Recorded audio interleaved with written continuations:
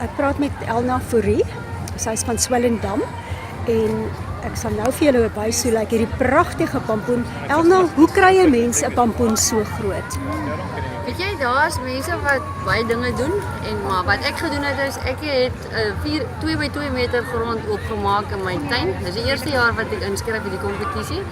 En soos wat die pampoen groei het ek besef, ek het ook mis ingegooi en die grond behandel, maar soos wat my pampoen groter geraak het, het ek besef 2 by 2 moet later 4 by 4 raak en toe raak het later aan 7 by 7 meter en ek het geëindig by 10 by 10 meter pampoen en ja, so dis genade my pampoen het so groot geraak. Is dit 'n wonderwerk? Dis 'n wonderwerk. Nou, wat maak 'n mens met so 'n groot pampoen? Kan jy hom opsny en hom eet of gaan jy hom vir iemand Ons het al skenk van of wat gaan jy doen? Ons het al van dit geëet. Dit is nie baie lekker nie. Die wand is omtrent 20 cm dik. Ene water. Die pampoen is mos maar watermassa. So jy kan hom uitdol in 'n bootjie maak of jy kan hom vir die varke gee. Nou kan 'n mens dit nie vir 'n ouerhuis gee of 'n kleuterskool of iemand nie, of dink jy nie hulle sal kans sien vir so 'n groot pampoen nie? Nee, ek dink as jy hom daar kry, sal hulle hom kan gebruik.